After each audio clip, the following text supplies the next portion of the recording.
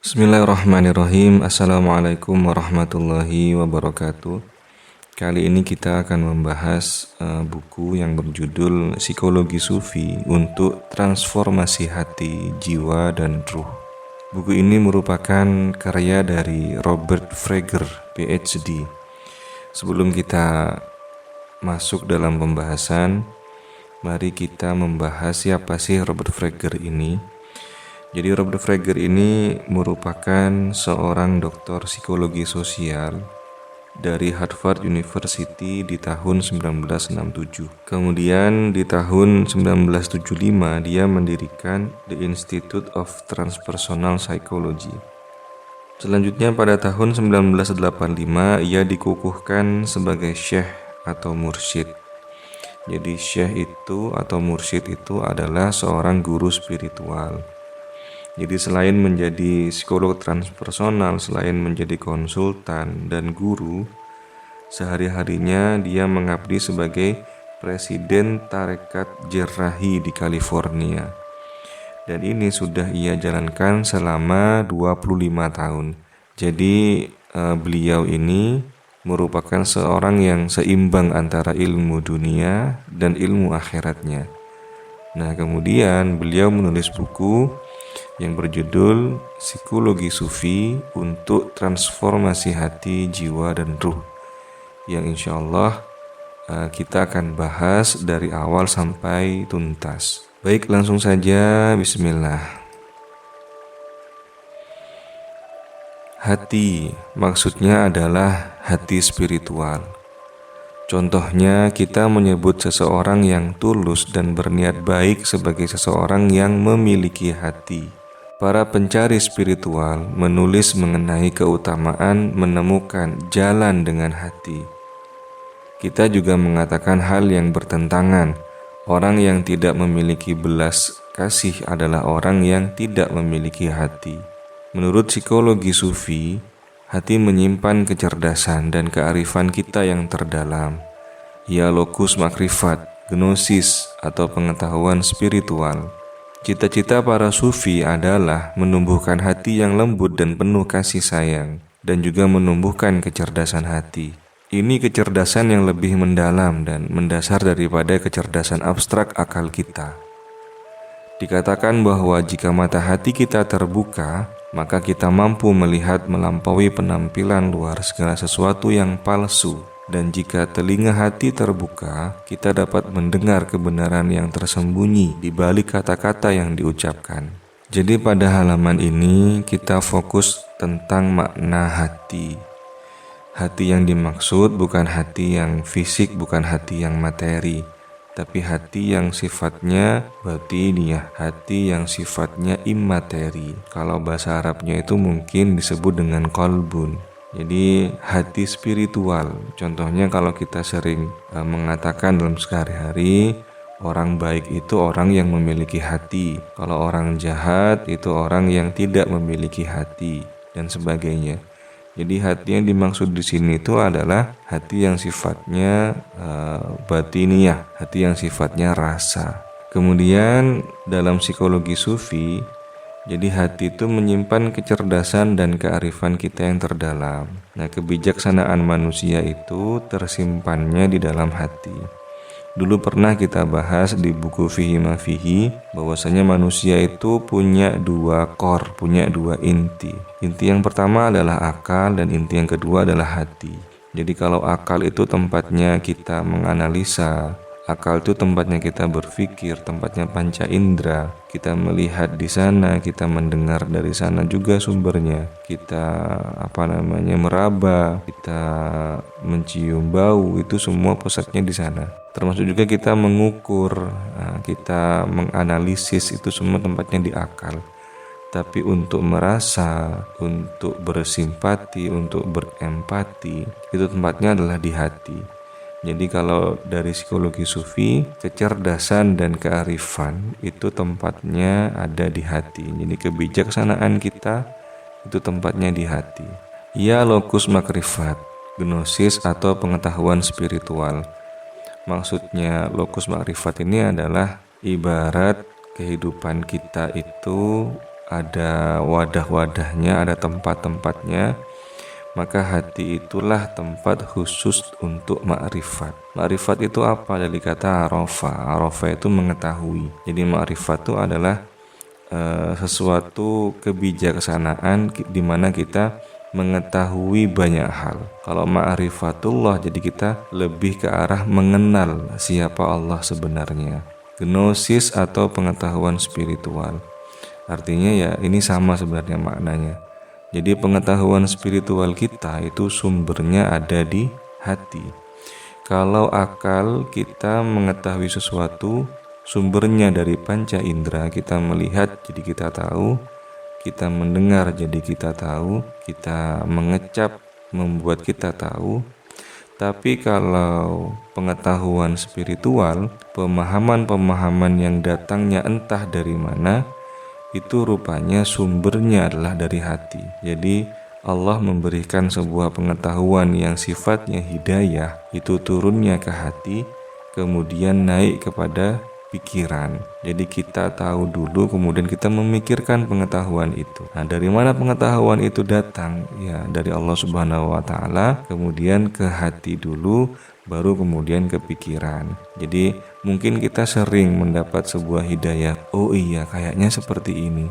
Oh iya, rupanya seperti ini. Nah, itu merupakan pengetahuan yang sumbernya berasal dari hati. Cita-cita para sufi adalah menumbuhkan hati yang lembut dan penuh kasih sayang, dan juga menumbuhkan kecerdasan hati. Jadi yang cerdas itu bukan hanya akal saja, hati juga harus cerdas. Kalau orang hatinya sudah cerdas, maka dia bisa merasakan apa yang orang lain rasakan. Maka dia akan peka dengan lingkungan sekitarnya. Maka dia akan bijaksana dan mempunyai kesadaran tertinggi. Ini kecerdasan yang mendalam dan mendasar daripada kecerdasan abstrak akal kita. Jadi kalau di psikologi itu ada istilah id, ego, dan superego. Id itu merupakan keinginan dasar manusia. Kalau ego itu merupakan wujud dari keinginan itu. Sedangkan superego itu merupakan remnya. Jadi katakanlah saya ingin pergi makan, itu id-nya. Nah, ketika ego datang, maka saya benar-benar akan makan. Nah, tapi ketika kita punya super ego, akan dibatasi. Oh, makan jangan berlebihan. Nah, super ego inilah yang bisa dikatakan atau bisa disamakan dengan kecerdasan hati. Kalau orang sudah memiliki kecerdasan hati, maka itu akan menjadi batasan manusia agar akalnya itu tidak senantiasa mengarahkan manusia kepada hal-hal yang keliru. Dikatakan bahwa jika mata hati terbuka, maka mampu melihat melampaui penampilan yang ada. Jika telinga hati terbuka, maka akan mampu mendengarkan kebenaran yang tersembunyi. Jadi kalau kita merasakan, kalau kita merenung, kita seringkali hati kita berbicara. Setiap harinya kita katakanlah scroll TikTok, kita scroll Instagram, kita membaca komen di sana. Itu yang membacakan bukan mulut kita tapi hati kita. Pertanyaannya sekarang adalah apakah hati kita itu hanya mampu berbicara saja? Itu kan kita berbicara dalam hati.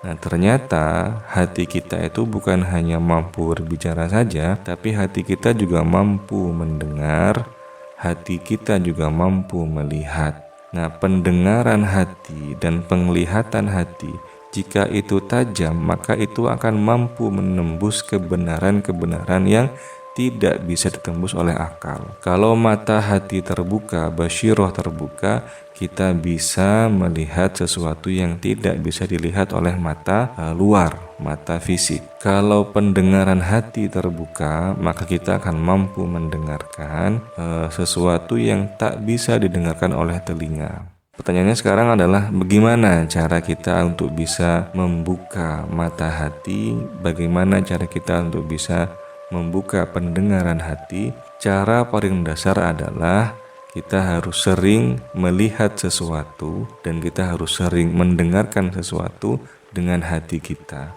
Jadi tidak terburu-buru kita menjudge, tidak terburu-buru kita menilai apapun yang kita lihat dan apapun yang kita dengar. Nanti lama-kelamaan Allah akan memberikan sebuah kebijaksanaan dengan kita, yaitu wujudnya dengan terbukanya mata batin dan terbukanya telinga batin. Hati dalam pandangan sufi adalah pelabuhan rahasia, tempat berlabuhnya kecerdasan spiritual yang melampaui logika akal. Ia bukan sekedar pusat perasaan, tapi cermin ruhani yang menangkap isyarat ilahi, tempat turunnya ilham dan bisikan dari alam malakut. Ketika hati dibersihkan dari kabut dunia dan disinari oleh zikrullah, ia memancarkan cahaya ma'rifat, pengetahuan langsung dari Sang Maha Tahu. Di sanalah tersimpan hikmah yang tak terucapkan, pemahaman yang tak dipelajari dari buku, melainkan tumbuh dari kedekatan dan cinta yang dalam kepada Tuhan.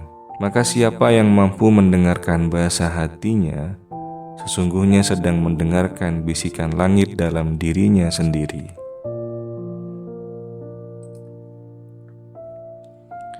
Baik, di paragraf selanjutnya, mari kita baca bersama. Hati menyimpan percikan atau ruh ilahiyah di dalam diri kita. Karenanya, hati adalah kuil Tuhan. Para sufi sebagai pemilik kuil ilahiyah yang tak terbatas, mencoba dan mengingat untuk memperlakukan setiap orang dengan kebaikan dan penghormatan. Seperti yang akan kita lihat, tasawuf menekankan kesadaran, hubungan kemanusiaan dan pelayanan sebagai disiplin spiritual yang mendasar. Cinta adalah dasar disiplin spiritual sufi lainnya, dan rumah cinta tersebut adalah hati. Semakin kita belajar mencintai orang lain, kita semakin mampu mencintai Tuhan. Nah, di sini kita belajar bahwa hati itu merupakan kuil Tuhan.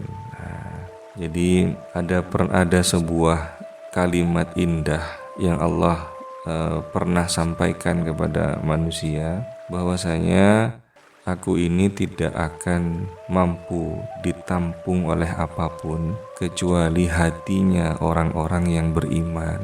Artinya hatinya orang-orang beriman itu dia mampu untuk menampung Tuhan. Kata menampung di sini diterjemahkan sebagai Tuhan muat untuk ada di sana. Jadi hatinya orang-orang beriman itu muat untuk ditempati oleh Tuhan. Dalam hati orang-orang beriman di sana ada Allah Ta'ala. Dalam hati orang-orang beriman itu ada kekasihnya Allah Ta'ala, ada Allah dan Muhammad di sana. Sehingga orang-orang beriman itu tidak pernah takut dan bersedih hati. La khaufun alaihim walahum yahzanun. Kenapa? Karena di dalam hatinya itu ada Allah dan ada Muhammad. Ada yang maha kuat, ada yang maha dahsyat, ada yang maha kaya, ada yang maha dermawan di sana. Sehingga kalau orang-orang beriman itu kesulitan masalah ekonomi, tenang, ada Allah yang maha kaya. Kalau orang-orang beriman itu kesulitan masalah sosial, masalah misalkan dia bertentangan dengan sesama, tenang, ada Allah yang maha kuat. Misalkan manusia beriman itu punya masalah yang berkaitan dengan apapun saja, tenang, ada Allah. Jadi hatinya orang-orang yang beriman di situ ada Tuhan di sana. Sehingga hatinya orang-orang yang dalam dirinya ada kuil ilahiyah mencoba dan mengingat untuk memperlakukan orang lain dengan kebaikan dan penghormatan. Kesimpulannya, kalau ada orang yang masih belum berbuat baik kepada siapapun, ada orang yang masih belum menghormati sesama, menghormati makhluknya, berarti dalam dirinya atau hatinya belum menjadi kuilnya Allah Ta'ala.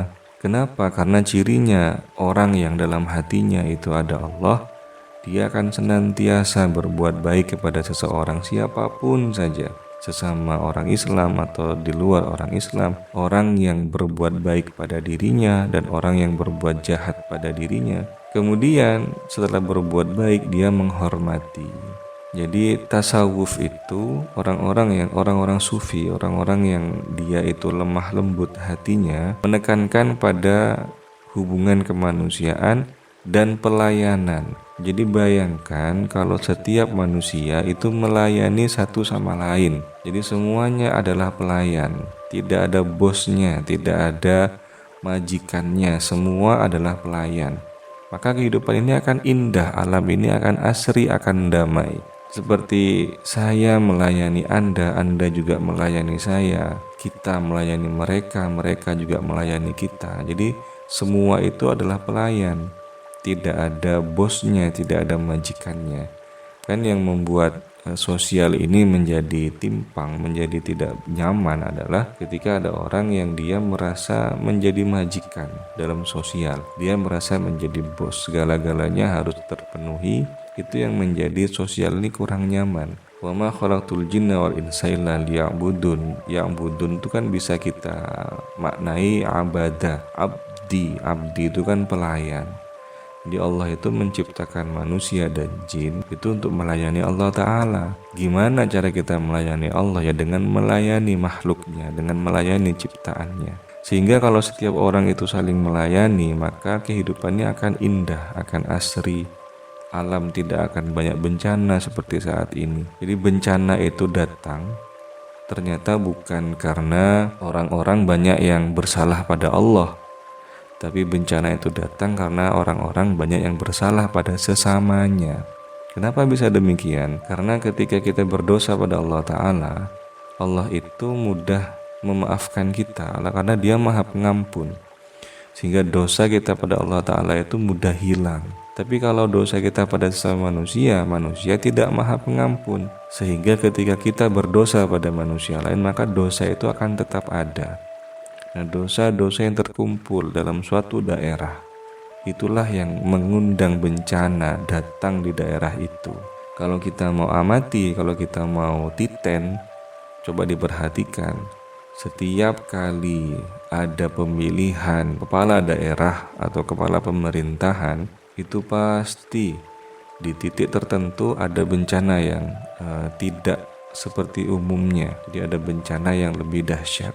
Kenapa demikian ya? Karena pada saat itu fitnah menebar di mana-mana. Pada saat itu orang saling menjegal, pada saat itu orang saling merendahkan dan bermusuhan. Nah, dosa-dosa yang dikumpulkan seperti itulah yang mengundang bencana untuk datang. Ditutup dengan kalimat, semakin kita belajar mencintai orang lain, kita semakin mampu mencintai Tuhan. Kenapa demikian ya? Karena orang lain atau manusia itu adalah cerminan terbaik dari Tuhannya. Nah, di antara manusia, cermin yang paling baik adalah Kanjeng Nabi Muhammad SAW.